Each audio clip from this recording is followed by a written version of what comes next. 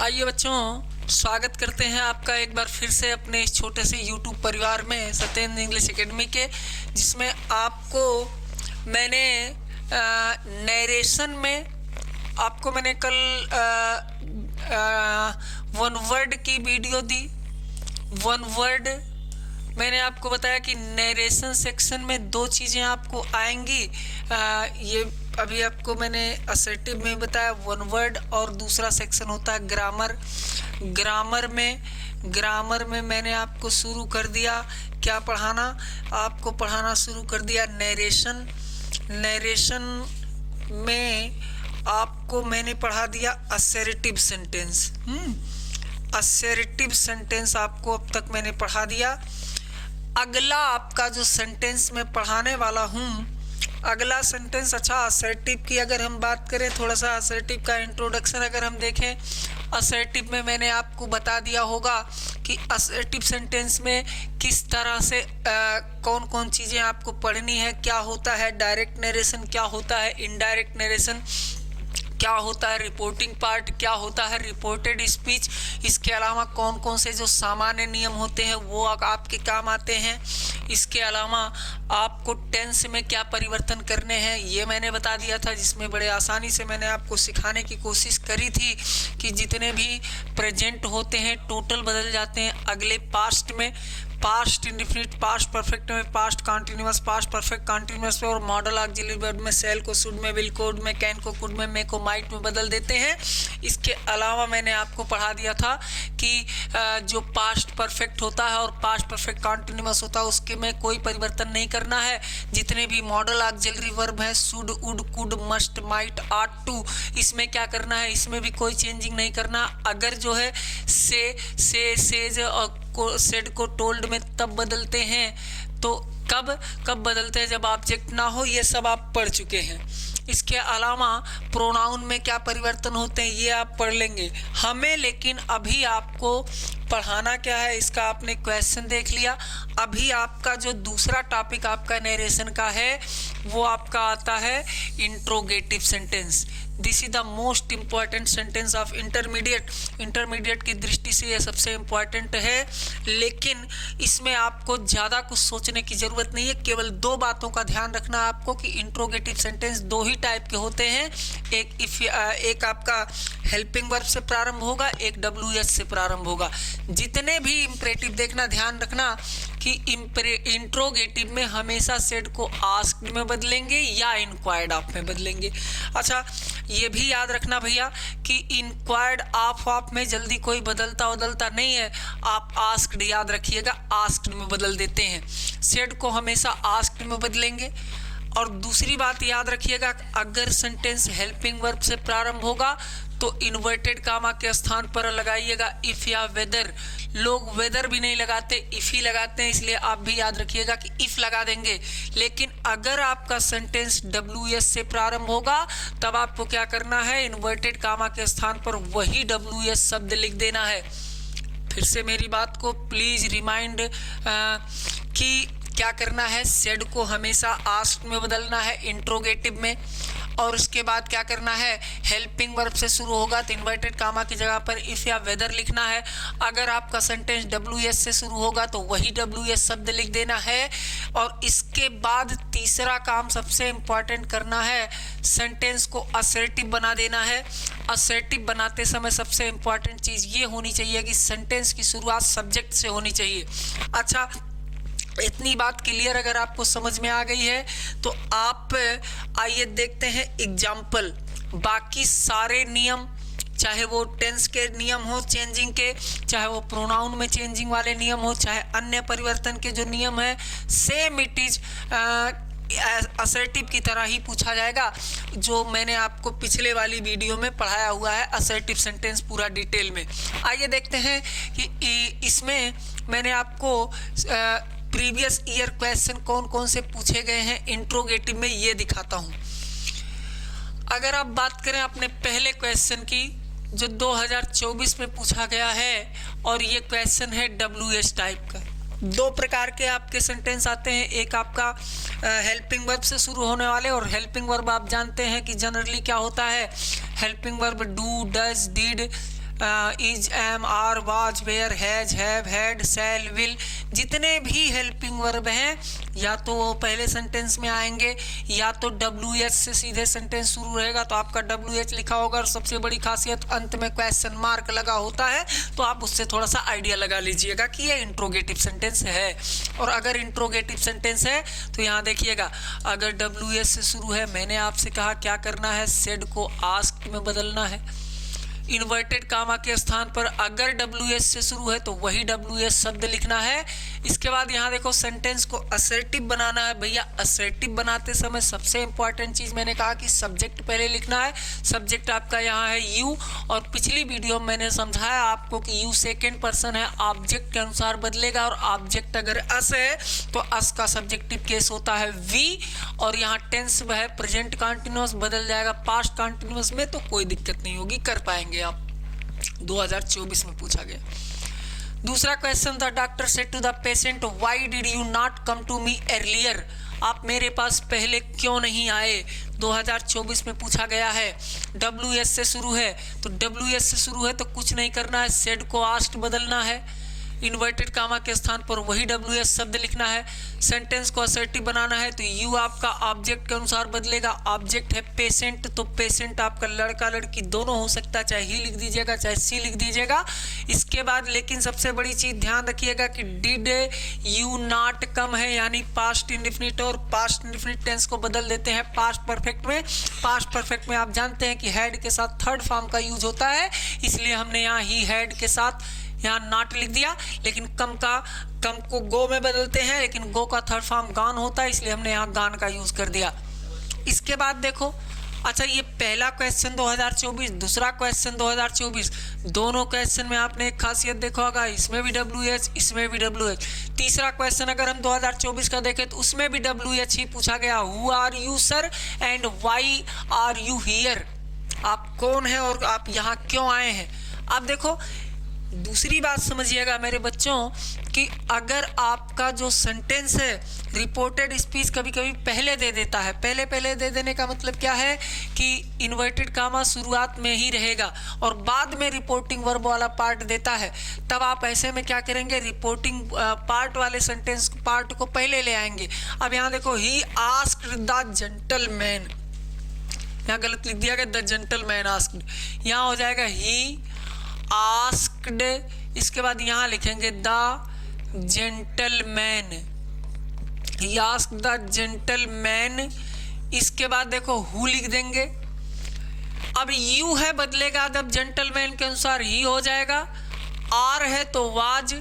And देखो जब दो सेंटेंस एक ही टाइप के हों तो उनको एंड से जोड़ना और उसके बाद सेंटेंस को लिख लेना। व्हाई यहाँ देखो, इसके बाद फिर से सब्जेक्ट को बनाएंगे, सब्जेक्ट लिखेंगे यानी असर्टिव बनाएंगे, फिर इसके बाद वाज, हियर को देयर में बदल देंगे। इसके बाद अगला क्वेश्चन भी ये 1 2 3 4 क्वेश्चन लगातार WH। अच्छा पांचवा भी 24 में पूछा गया, वो भी WH। She said to me when shall I help you, मेरे भैया फिर से देखो व्हेन से शुरू है, यहाँ आस्क्ड में बदल दिया, कामा इन्वर्टेड कामा की जगह पे वही WH शब्द लिख दिया। आई आपका है, आई सब्जेक्ट के अनुसार बदलता है, सब्जेक्ट है सी तो सी का सब्जेक्टिव केस भी सी हो गया। अब चूंकि आई के साथ सेल लगता है लेकिन सी के साथ विल लगता है, और आप अगर विल दिया होता है तो उसको बदल देते उड में, इसलिए हमने यहाँ उड लगा दिया। यू को देखो, यू आपका सेकेंड पर्सन बदलेगा ऑब्जेक्ट के अनुसार, ऑब्जेक्ट मी है तो सब ऑब्जेक्ट के स्थान पर मी को लिखेंगे तो मी ही लिखेंगे। अब देखो ये तो आपके 5 क्वेश्चन पूछे गए हैं 2024 में, और 5 के 5 क्वेश्चन आपके पूछे गए हैं WH टाइप के, यानी कि 2024 ने पसंद किया WH प्रकार के इंट्रोगेटिव सेंटेंस को। एक भी इसने जो है आपका हेल्पिंग वर्ब वाला इंट्रोगेटिव नहीं पूछा। तो कुल मिलाकर के अगला क्वेश्चन देखें अगर हम, 6वां क्वेश्चन, तो ये पूछा गया है 2023 में और ये भी WH प्रकार का है। तब आप देखेंगे अगर WH प्रकार का है तो सेड को आस्क्ड में कोई दिक्कत नहीं होनी चाहिए, कामा इन्वर्टेड कामा का स्थान पर वही WH शब्द लिखना, कोई दिक्कत नहीं होनी चाहिए। लेकिन इसके बाद देखोगे यू आपका सेकंड पर्सन बदलेगा ऑब्जेक्ट के अनुसार, ऑब्जेक्ट है हिज सन, तो सन माने लड़का, सब्जेक्ट हो जाएगा ही। चूंकि यहाँ हैव है, प्रेजेंट परफेक्ट बदलेगा पास्ट परफेक्ट में, हैड हो जाएगा। थर्ड फॉर्म यहाँ भी है, यहाँ भी लगाएंगे। मी आपका जो है जब बदलेगा ऑब्जेक्ट के अनुसार, ऑब्जेक्ट है हिज सन, तो मी का ऑब्जेक्टिव केस यहाँ पर ही हो जाएगा, सन का ऑब्जेक्टिव केस। अब इसके बाद हिज सिली। इसके बाद समझिएगा भैया, अगर आपका 2 सेंटेंस दिया हुआ है तो एंड लिखेंगे, लेकिन अगर आपका सेंटेंस अलग है तो फिर से उसको रिपोर्टिंग वर्ब दिमाग में रखेंगे और इसके बाद उसको सेड में परिवर्तन करेंगे। चूंकि अगर आपका leave the room at once, कमरा तुरंत छोड़ दो, ये आदेश दिया गया है यानी कि इंपरेटिव सेंटेंस है, and if your sentence will be given in the imperative sentence, तो आप सेड को बदलते हैं ऑर्डर्ड में, तो यहाँ हमने ऑर्डर्ड लिख दिया।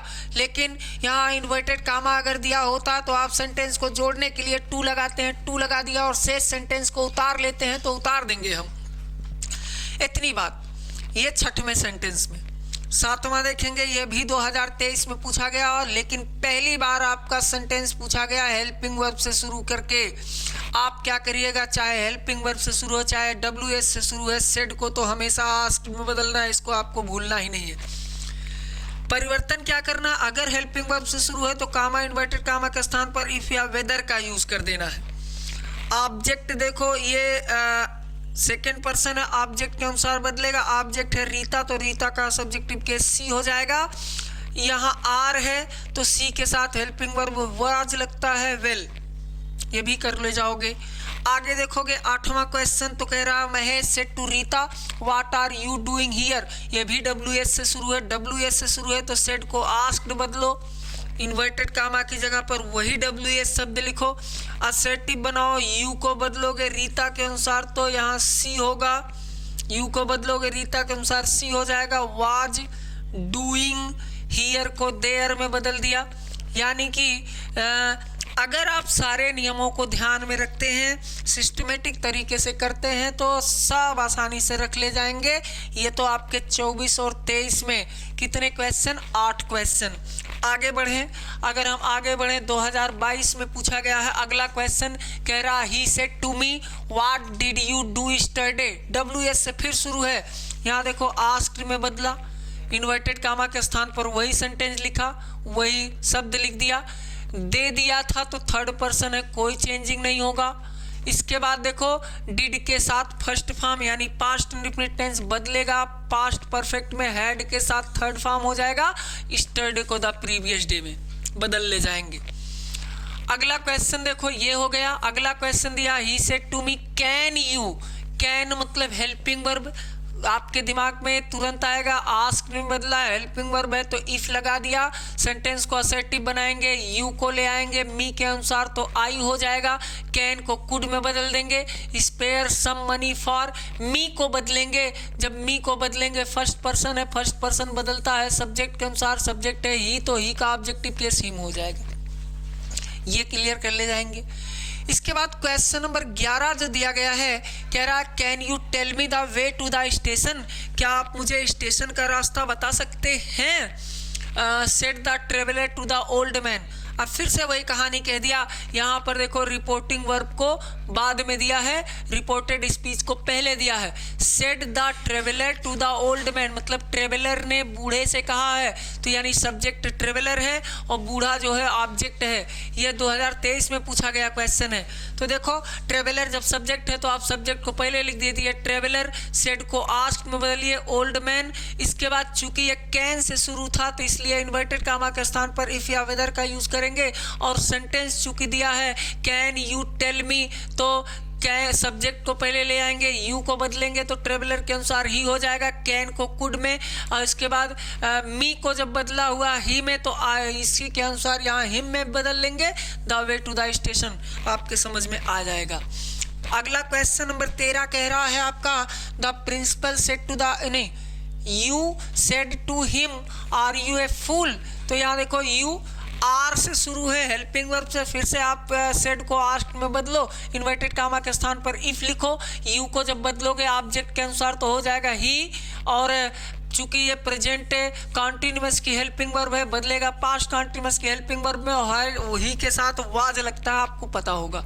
यहाँ अगला क्वेश्चन फिर क्या है, 2020 में पूछा गया क्वेश्चन है, the principal said to the students, प्रधानाचार्य ने विद्यार्थियों से कहा, why did you not attend their class regularly. अच्छा, दियर क्लास यहाँ नहीं रहा होगा, यहाँ योर क्लास रहा होगा। Y did you not attend your class regularly, तो आप देखोगे तो यहाँ द प्रिंसिपल आस्क्ड, जब भी WH या हेल्पिंग वर्ब से शुरू होगा तो हमेशा सेड को आस्क्ड में बदलना, WH से शुरू है तो वही WH शब्द लिख दिया। और उसके बाद देखो स्टूडेंट्स है, यू दिया था, हाँ, वाई डिड, अच्छा दे है तो दियर यहाँ रहेगा। गुड भैया, आई एम सॉरी कि यहाँ पे दे और दियर ही दिया है, तो यहाँ पर दे लिख देंगे, क्योंकि थर्ड पर्सन है, कोई परिवर्तन नहीं होगा। अब देखो डिड के साथ अटेंड फर्स्ट फॉर्म दिया है तो हैड के साथ थर्ड फॉर्म हो जाएगा। दियर क्लास रेगुलरली दिया था आपको। अगर आप बात करें 14 नंबर क्वेश्चन की, यहाँ कह रहा कि my friend said to me, मेरे मित्र ने मुझसे कहा, had you gone to your college study. Had दिया है यानी पास्ट परफेक्ट टेंस है, और आपको बताया था मैंने कि पास्ट परफेक्ट टेंस में और पास्ट परफेक्ट कॉन्टिन्यूअस में कोई चेंजिंग नहीं होता है। पहले तो सेड को आस्क्ड में बदलेंगे, इन्वर्टेड कामा, चूंकि यहाँ हेल्पिंग वर्ब है, इन्वर्टेड कामा के स्थान पर हेल्पिंग वर्ब लिख देंगे। इसके बाद यू को जब मी के अनुसार बदलेंगे तो यहाँ आई हो जाएगा, चूंकि इसका मी के अनुसार सब्जेक्टिव केस लिखना है तो आई हो जाएगा। अब परिवर्तन टेंस में करना नहीं है तो सेंटेंस को असर्टिव बनाएंगे, लेकिन ये द प्रीवियस डे को बदल देंगे, इतना आपको पता है। अगला 15 नंबर क्वेश्चन देखो, कह रहा द ट्रेवलर। अच्छा, अगर मैं थोड़ा सा तेज चल रहा हूँगा तो प्लीज़ रिमाइंड कि अगर कोई कन्फ्यूजन आपको होगी तो आप कमेंट करिएगा, मैं आपको उसका रिप्लाई दूंगा, उसके लिए परेशान ना होइए। लेकिन अगर आपने असर्टिव सेंटेंस के अपने टेंस में परिवर्तन, प्रोनाउन में परिवर्तन और अन्य परिवर्तन अगर साफ साफ देख लिए हैं, नोट कर लिए हैं, पढ़ लिए हैं, तो you don't have any problem to solve a interrogative sentence, क्योंकि इसमें केवल सेड को आस्क में बदलना है और कामा इन्वर्टेड कामा की जगह पर आपको ध्यान रखना है कि क्या लगेगा। कामा इन्वर्टेड कामा की जगह पर इफ या वेदर लगाना है कि आपको WH वर्ड का यूज करना है, इस बात को आपको थोड़ा सा ध्यान में रखने की जरूरत पड़ेगी। 15 नंबर क्वेश्चन कह रहा है the traveller said can you tell me the way to the nearest inn. अब बताओ, पहले तो इतना सॉल्व कर लो। द ट्रेवलर सेड को आस्क में बदलो, किससे पूछा था? पेजेंट से। अच्छा, यहाँ देखो रिप्लाइड द पेजेंट, जब ये मैं आपको बताने वाला हूं कि अगर आपका कोई डायलॉग वाला सेंटेंस है, डायलॉग वाला सेंटेंस है तो पहले आप पहले वाले को हल करिए, और जिन दो लोगों के बीच बात हुई है तो पहले जिसने बोला है उसको सब्जेक्ट बनाइएगा, जो बाद में बोल रहा है उसको ऑब्जेक्ट बनाइएगा। तो यहाँ देखो, एक तो द ट्रेवलर हो गया बोलने वाला, सुनने वाला, रिप्लाई करने वाला कौन है? पेजेंट है। तो आपको ये आइडिया मिल जाना चाहिए कि सब्जेक्ट ट्रेवलर है और ऑब्जेक्ट क्या है? पेजेंट है। तो यहाँ देखो द ट्रेवलर आस्क्ड, किससे पूछा? पेजेंट से। क्या पूछा? पहले देखो क्या पूछा है, can you tell me the way to the nearest inn. अब देखो कैन से शुरू है तो हमने इफ लगा दिया, ये समझ गए आप। इसके बाद सब्जेक्ट को ले आएंगे तो यू को जब बदलेंगे तो इसके अनुसार हो जाएगा ही। कैन को कुड में, टेल ही का objective case him, the way to the nearest inn. मेरे ख्याल से ये कर ले जाएंगे। इसके बाद अगर आप देखेंगे, अगर कोई उत्तर यस या नो में दिया गया है तो जो उत्तर देने वाला पहले उसको लिखेंगे द पेजेंट। अब पहले अगर किसी के बात का उत्तर दिया है तो replied that, the peasant replied that लिखेंगे। इसके बाद वही सब्जेक्ट ध्यान देना, सब्जेक्ट के बाद रिप्लाइड दैट लिखेंगे। इसके बाद वही सब्जेक्ट, हेल्पिंग वर्ब और मेन वर्ब। किसका हेल्पिंग वर्ब, मेन वर्ब? पहले सेंटेंस का। यहाँ ध्यान से समझना, जब आपका यस या नो में उत्तर दिया गया हो तो पहले सेंटेंस का हेल्पिंग वर्ब, मेन वर्ब और सब्जेक्ट यही यूज करते हैं। और इसका यूज करने के बाद अगर दोबारा कुछ पूछा गया है तो फिर से एंड से जोड़ते हैं। एंड के बाद दिया है do you want one in which you spend the night. अब दोबारा अगर कोई चीज पूछ रहा है तो आस्क्ड फिर से लगाएंगे और इसके बाद अलग टाइप का सेंटेंस है तो इन्वर्टेड कामा के स्थान पर जो लगता है वो लगाएंगे, यानी कि यहाँ पर हेल्पिंग वर्ब से शुरू था, फिर से इफ लगा दिया। सब्जेक्ट को फिर पहले लिखेंगे ही, लेकिन सेकेंड फॉर्म में बदलना है, यानी कि प्रेजेंट इंडेफिनिट टेंस है, पास्ट में बदलना है। वन इन विच ही को किसके अनुसार बदलना है, यू को बदलेंगे ही के अनुसार तो ही हो जाएगा। Could spare the spend the night, ये हो जाएगा। और अंत में देखो कह रहा है, अंत में कह रहा I want only a meal traveller said. अब ट्रेवलर सेड नहीं, ट्रेवलर ने रिप्लाई किया, बताया उसको कि भैया ऐसा है, ढेर परेशान आप मत होइए हमारे लिए। ही वांटेड ओनली ए मील, हमें केवल एक खाना चाहिए और कुछ नहीं चाहिए। तो यहाँ समझिएगा कि अगर आपका कोई डायलॉग वाला सेंटेंस आएगा तो आपको थोड़ा सा ध्यान देने की ज़रूरत पड़ेगी, उसको इस तरह से करिएगा। आगे देखते हैं, अगर हम आगे 4 सेंटेंस और हैं आपके 2020, 19 और दोनों 3 थी 19 में और 20 में पूछे गए। ये आपके 4 सेंटेंस की बात इधर करते हैं। पहले 4 सेंटेंस देखते हैं। The teacher said to the student why have you not completed your work today. अब देखो WS से शुरू है, फिर यही सोच लो कि आपका या तो इफ या वेदर लगाना है या तो WH। आस्क्ड में बदल दिया, WH में लगा दिया इन्वर्टेड कामा की जगह पे। सेंटेंस को असर्टिव बनाना, यू को बदलेंगे स्टूडेंट्स के अनुसार तो दे हो जाएगा। फिर इसके बाद देखो हैव नॉट है तो हैड नॉट कर दो। कंप्लीटेड यू के अनुसार योर तो दे के अनुसार दियर वर्क। आगे देखोगे अगर तो 17 नंबर क्वेश्चन 2019 में पूछा गया, he said to the teacher sir will you not teach me tomorrow. मतलब श्रीमान जी क्या, देखो सर मैडम चाहे जहाँ पे आएगा हटा देना। अब सर मैडम हटा दोगे तो ये हेल्पिंग वर्ब से शुरू हो जाएगा। And if your sentence is started from helping verb then you change your said into asked. At the place of comma inverted comma we use if or whether. और sentence को जब हम assertive बनाएंगे, you को जब बदलेंगे teacher के अनुसार तो ही या सी हो जाएगा। विल को वुड में बदल देंगे, नॉट है तो नॉट लिख देंगे। इसके बाद टीच। अब ई देखो मी है, मी को बदलेंगे जब ऑब्जेक्ट के सब्जेक्ट के अनुसार तो ही का ऑब्जेक्टिव केस हिम, लेकिन नेक्स्ट डे लगा हुआ है तो टुमारो लिखना चाहिए था, टुमारो नहीं दिया था, नहीं लिखेंगे। फिर इसके बाद दिया है he said to me did you not abuse my brother yesterday तो हो जाएगा ही सेड को बदलेंगे आस्क्ड में मी। कामा इन्वर्टेड कामा की जगह पे हेल्पिंग वर्ब से शुरू है तो इफ लगाया। यू को बदलेंगे जब मी के अनुसार तो हो जाएगा आई। चूंकि पास्ट इंडेफिनिट मैंने 20 बार आपको समझाया कि पास्ट इंडेफिनिट अगर दिया हो तो पास्ट इंडेफिनिट में आप पास्ट परफेक्ट बदलेंगे हैड नॉट के साथ थर्ड फॉर्म है। इसके बाद his brother the previous day कब बदलते हैं, यस्टरडे दिया रहता तब बदलते हैं। इसके बाद अगला क्वेश्चन आप देखोगे, माई फादर आस्क्ड मी, मेरे पापा ने मुझसे पूछा आर यू फीलिंग वेल, क्या आपको अच्छा लग रहा है। I replied yes. अच्छा अभी अभी बताया था अगर उत्तर यस या नो में दिया गया होगा तो क्या करना कि वही सेंटेंस का सब्जेक्ट लिख देना, हेल्पिंग वर्ब और मेन वर्ब लिख देना, लेकिन पहले सेंटेंस को हल करना कैसे। माई फादर आस्क्ड, ऑब्जेक्ट लिख दिया मी, अब हेल्पिंग वर्ब से शुरू है तो इफ लिख दिया आई वॉज फीलिंग वेल। अब दूसरा सेंटेंस दिया है तो सब्जेक्ट पहले लिखो, फिर रिप्लाइड दैट लिख करके उसी सेंटेंस का सब्जेक्ट लिखो, हेल्पिंग वर्ब और मेन वर्ब लिख दो, कहानी खत्म। मेरे ख्याल से अगर ये आपने 20 क्वेश्चन पढ़ लिए होंगे तो 20 क्वेश्चन के बाद आपको इंट्रोगेटिव समझने में कोई दिक्कत नहीं होगी। आप इंट्रोगेटिव के क्वेश्चन को सॉल्व कर पाएंगे। पढ़िएगा, समझिएगा, और अगर कोई समस्या होगी किसी क्वेश्चन में या किसी अन्य क्वेश्चन को करने में, अगर इंट्रोगेटिव के if you have any problem आप बताइएगा, कमेंट करिएगा। आपको अगर अच्छा लगेगा तो लाइक करिएगा, शेयर करिएगा, सब्सक्राइब करिएगा, और उसके बाद जो है निश्चित रूप से आपकी परीक्षा में ये सारे नियम, ये सारे एग्जाम्पल्स काम आएंगे। Wish you all the best. Thank you. आज के लिए इतना ही।